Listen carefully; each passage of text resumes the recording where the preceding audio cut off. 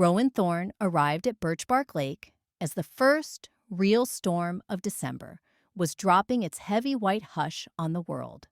He parked the rental jeep, hauled 2 suitcases and a box of manuscript pages onto the porch of the forest green cabin, and remembered why he had chosen this place. No reporters, no readers, no cell service, nothing but trees rimed with ice, and the promise that a blank landscape might jolt him out of the blankness inside his head. 6 months earlier, he had clicked send on an email that was supposed to contain the opening chapters of his next fantasy saga. The attachment, however, was a single line. "I'm still listening for the story." His agent had tolerated the delay. His publisher had not. An advance the size of a mid-size mortgage felt like a stone in his coat pocket. If he could not deliver, the stone would drag him under. Birchbark Lake, recommended by the agency's harried assistant as quiet and cheap, was Rowan's attempt to stay afloat. He spent his first evening stacking wood, failing to coax the temperamental wood stove to draw, and arranging his writing desk so the window framed nothing but an expanse of pale trees. When the stove finally caught, he poured a tumbler of rye, opened the notebook labeled Draft Zero, and watched the page stay white until the fire went out. Snowlight woke him, flat and pewter blue, and with it came a sound he could not place. Rhythmic scraping, breathy barks, a woman's voice ringing across the frozen inlet. He pulled on boots and stepped onto the porch. A sled streaked along the shore, pulled by 6 dogs the color of storm clouds. Their drivers stood braced on the runners, laughing as though the air itself were a practical joke. She shouted, "Gee, easy, Rook, easy!" And the team banked left, disappearing behind spruce. It was as though someone had torn a bright rectangle in the drab fabric of morning and then stitched it closed again. Rowan retreated indoors, made coffee, and spent 3 hours rearranging a sentence. Near noon, he walked to the woodpile and found the sled team back, tethered to a picket line between 2 birches. The dogs yipped and shoulder-checked their harnesses at his approach. The musher emerged from the neighboring cabin, cheeks alight, braided hair dusted with frost. "Morning," she called, as if they were old friends. Rowan lifted a hand in a gesture he hoped conveyed both courtesy and disinterest. She tromped closer anyway, wiping her glove before offering it. "Sylvie called her," she said. Or, "Sylv. The dogs answer to lunch? But Sylvie works for me." "Rowan," he replied, shaking her hand. She did not release immediately. Her eyes flicked to the notebook under his arm. "You renting for the season?" "Just until I finish a project." She whistled at the dogs, who settled instantly. "Sled or ski?" "Neither." "Well, we'll fix that." She grinned, entirely unbothered by his reserve. "I'm training for the Frostline Quest. 240 miles. Qualifier for the North Shield next year." Rowan nodded as though this meant something to him. He was about to excuse himself when Sylvie added, "Bonfire tonight. Marshmallows and, if we're lucky, the aurora. Swing by if you want." He was not sure what surprised him more, that she issued the invitation without hesitation, or that she did not ask why the name Rowan Thorne rang a faint bell. Most people did. He mumbled a non-committal thanks and escaped indoors. But long after he should have been writing, he imagined the dogs huffing steam under green curtains of sky. That night, he stayed inside, sipping lukewarm rye while wind rattled the eaves. Somewhere beyond the trees, Sylvie's laughter carried, bright as sleigh bells. The following morning, the generator quit. Without power, the cabin dwindled into brittle silence, his breath blooming white in the hallway. Rowan's toolbox contained a roll of duct tape and nothing else. Pride warred with hypothermia for 5 minutes before he trudged next door. Sylvie opened her door, already wearing coveralls, as though she had sensed the machine's demise. "Morning, neighbor. You look like a man who needs coffee." She poured him a mug fragrant with cardamom, then knelt beside the generator's open panel. Her hands moved with the brisk confidence of someone used to solving problems before frostbite set in. Rowan provided the flashlight and tried not to stare. "Loose connector," she announced, tightening a screw. "Ice vibrates things apart." "Thank you," he said. "Least I could do, considering you're going to save me someday." He blinked. "Save you?" "From boredom. Night training can be dull. Narrate our runs. Give the dogs heroic monologues." Rowan waited for the usual "you are that Rowan Thorne" epiphany. It never arrived. She tested the starter. The generator coughed to life. "See? Fixed!" She clapped her gloves. "You ever done a sled run? I prefer to remain attached to the ground by more than 2 slats of wood." "Fair," she said, unconcerned. "Offers open." Back in his cabin, the coffee's warmth pooled in Rowan's stomach. He opened the notebook, intending to wrestle Chapter 1. Instead, he wrote, "The Winter Kingdom had no roads, only the silver lines carved by dogs that ran like meteors across its skin." He looked at the sentence, stunned by its presence. Outside, Sylvie drove the team down the lake, her voice drifting behind like a banner. The sentence became a paragraph, and the paragraph sprouted antlers, wings, a heartbeat. That afternoon, Sylvie knocked. "Need test readers," she said, holding 2 bowls of venison stew. "Dogs say hi." Rowan was halfway through the stew before realizing he'd let her in. She scanned the pages on his desk, careful not to touch. "World building," she murmured. "Nice spine to it. You read fantasy? I grew up on it. Didn't everybody learn loyalty from knights and mapmakers?" She tapped the margin where he had scribbled, "Lead dog chooses the trail." "That's true, you know. If the lead doesn't trust you, you're going nowhere fast." When she left, Rowan wrote until dawn. Characters emerged from the dark. A scarred musher guiding a pack of winter wolves toward a city of tarnished crowns. A reclusive chronicler riding shotgun, recording legends in real time. He had not felt this alive since the first book that made his name. Day blurred into day, snow stacked in quiet layers. Sylvie's routine, feed, harness, run, rest, became the metronome of the lake, and Rowan synced his writing sprints to the moments she was on the trail, as though her motion pulled words from him the way gravity persuades tides. Eventually, she stopped asking whether he wanted to ride and started sliding a spare parka over the porch rail at dawn. The message was clear: suit up or freeze in there. One morning he did. The harnessing yard was a riot of energy. Dogs lunging against ganglines, tails whipping snow. Sylvie moved through them, fingers swift on snaps and tug lines. "This is Rook and Piper, my leads," she said, nodding to a silver male and a black masked female who eyed Rowan with cool appraisal. "They'll give you a smoother ride if you say hi." He crouched. The dog sniffed his gloves. Rook's pale eyes reflected the sky's emptiness. Rowan thought of the note he had written, "Trust," and inhaled sharply as Rook licked his chin. "You're in," Sylvie laughed. She showed him how to anchor the snow hook, how to stand on the runners with one foot pressing the brake. Then she stepped onto the sled's back and handed him the handlebar. "Your team." He did not have time to protest. She chirped, "Hike!" and the dogs shot forward. The sled surged, wind-clawed tears from his eyes, and with them fell the last shreds of his self-consciousness.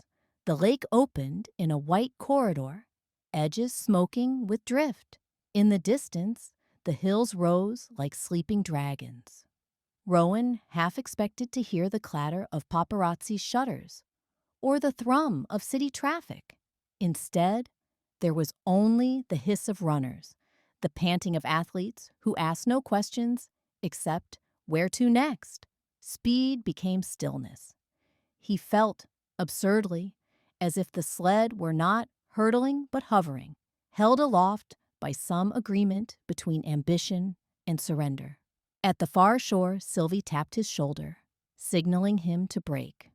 The team settled in a halo of steam. Northern sky smoldered pink. Sylvie passed him a thermos. Like it? He took a gulp. Peppermint cocoa, a child's delight. Words tumbled out. He told her about the empty email attachment, the contract, the stone in his pocket. She listened without comment, drawing circles in the snow with a boot. Finally, she said, "Dogs don't know about book deals. They know today's trail. Sometimes that's enough." Rowan looked at her, silhouetted against the wilderness, and realized she was the first person in years to whom he had spoken without calibrating how he might appear in her eyes. They returned near twilight, shadows stretching like stories across the lake. That night, Rowan wrote 14 pages. He named the winter wolves after Sylvie's team: Rook, Piper, Brio, Kama, Flint, and Quiet Steve, Sylvie's comedic sidekick of a wheel dog. At dawn, he mailed the pages to his agent via the tiny satellite unit in town, then hurried back before Sylvie's morning run. Training for the Frostline quest intensified. Rowan became unofficial handler. He learned to massage leathery paw pads with salve, to ladle broth rich with fat and fish, to pack straw for checkpoints. Sylvie coached him through tangles and encouraged him to invent bedtime stories for the dogs. He spun sagas of sky-chasing wolves who could smell lies and outrun lightning. The dogs listened, heads cocked, as though evaluating plausibility. Sometimes, between tasks, he and Sylvie climbed the ridge behind the cabins to watch auroras spill green and gold. She spoke of leaving a corporate marketing job 3 years prior, of selling an engagement ring to buy secondhand sleds. He confessed that he had once loved touring, meeting readers, but became allergic to his own persona. Their shared secret, they discovered, was that solitude could be freedom or prison, depending on how tightly one locked the door. The night before the Frostline quest, Sylvie paced while Rowan double-checked gear. "You know," she said, nodding and re-nodding a line, "you don't have to babysit me at checkpoints."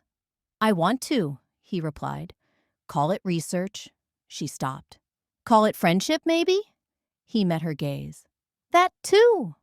Morning broke hard and brittle at the race start. 30 teams milled among banners. The dogs' excitement raised an electric fog. Rowan helped hitch Sylvie's 6 to the towel line. She wore the bib number 18, cheeks florid, eyes crackling brighter than the snowflakes on her lashes. "See you in 100 miles, she said. He surprised himself by touching her arm. "Clear trails. See? You talk like a musher already." Then the countdown, 3, 2, 1, hike! And they were off. Her sled knifing into the forest. Rowan drove the Jeep to Checkpoint 2, a windswept outpost where volunteers managed fires and oil drums. All afternoon, he ladled soup for strangers, waiting. Sylvie arrived after dusk, dogs still lunging to go. She'd made good time, but favored her left ankle, hopping from sled to ground. "Twisted it on an ice heave," she admitted, while Rowan laid straw and rubbed down the team. He fetched a medic. The verdict? Sprain, runnable with caution. Sylvie's jaw tightened. "You can scratch," Rowan told her. "So can you," she shot back. "From life." He inhaled, smelling dogs and smoke and the dangerous freedom in her words. "Then we both keep going," he said. He bound her ankle, filled her thermos, and at midnight saw her into the white dark. As her headlamp dwindled, Rowan opened his notebook to jot a line for the Chronicle, but instead wrote, "She goes where stories fear to tread, and I follow because some chapters require 2 narrators." 2 sunrises later, Sylvie crossed the finish in 13th place, fist raised, though she nearly collapsed when the sled stopped. Rowan was there, shoving aside reporters. He caught her elbows. She grinned, sweaty, radiant. Did you see Rook's reroute at the river? She babbled. Brilliant dog. Saved us miles. He realized she wasn't speaking to the crowd, only to him. So he listened, nodding until words failed, and they just held each other while the dogs gnawed celebratory salmon. That evening, the race banquet overflowed with people Rowan didn't know, yet somehow did not fear. When Sylvie limped to the podium for her finisher's belt buckle, she thanked her dogs, the volunteers, and my neighbor Rowan, who reminded me that some battles happen on paper and still count. A mutter of recognition rippled through the hall. Phones angled toward him. Flashes stuttered. Panic pricked, but subsided when Sylvie winked. The stone in his coat pocket felt oddly weightless. Back at Birchbark Lake, winter softened into a deceptive, almost spring. Sylvie rested her team, letting them rollick bare-backed on the snow crust. Rowan's manuscript grew fat with ink. He wrote in the mornings, then joined Sylvie on short runs. The sled skimming over melt-slick ice, while ravens traced spirals overhead. The last page landed on the desk one afternoon when sun lanced through the spruce tips and set the lake glittering. Rowan stared at the words, "The End," then stepped outside where Sylvie was repairing a chewed neckline. "Finished," he said. She looked up, squinting. "The chapter?" "The book." Her smile was slow, shy. "And I dedicated it to 7 heroic creatures who taught me to run, and to their musher, who taught me to stop hiding." Sylvie rose, brushing snow from her knees. "What now?" "Now," he said, "I email my agent after I make dinner for a certain pack of athletes." He hesitated. "Also, I'd like to see where the trail goes after the lake melts." She touched his sleeve. "Summer training happens in the mountains. Lots of wheels, less snow, same thrill. You could rent the other cabin, or don't rent, stay." A breeze rattled the pines, scattering ice crystals that caught sunlight like confetti. Rowan thought of all the events he had missed while hunched over keyboards and hotel carpets, the way frost traced feathers on a window, the laughter that survived a storm, the simple miraculous fact that characters sometimes walked out of imagination and introduced themselves as neighbors. "Staying sounds sensible," he said, aware that the word was hilariously inadequate for what pulsed in his chest. "Sensible," Sylvie echoed, laughing. "We can be very sensible together." They were, and they weren't. Spring brought mud and sap, interviews for Sylvie, galleys for Rowan, a bustle of life that would once have sent him fleeing. Instead, he found himself content, drafting itineraries that paired bookstore readings with sled dog demos. Kids who came for the dogs discovered books. Readers who came for signed copies met the real-life musher who had sprinted off the page. Rowan adopted Quiet Steve upon the dog's semi-retirement. The old wheel dog slept under his desk, occasionally woofing through plots. On clear nights, Rowan and Sylvie walked the lakeshore, boot prints filling with starlight. He no longer feared the horizon's blankness. He understood it as invitation. One evening, months after their first bonfire, Sylvie asked, "Do you ever miss the city?" "Sometimes," Rowan admitted. "But then I remember that here, if I don't like a sentence, I can mush it into the woods and leave it for the ravens." She laughed, looping her arm through his. "Thank you for writing us an epic." He shook his head. "You misunderstand. I wrote our prologue. The epic comes next." Overhead, geese charted north. Ice cracked like distant applause. In its wake, new water gleamed, ready like them for the next trail.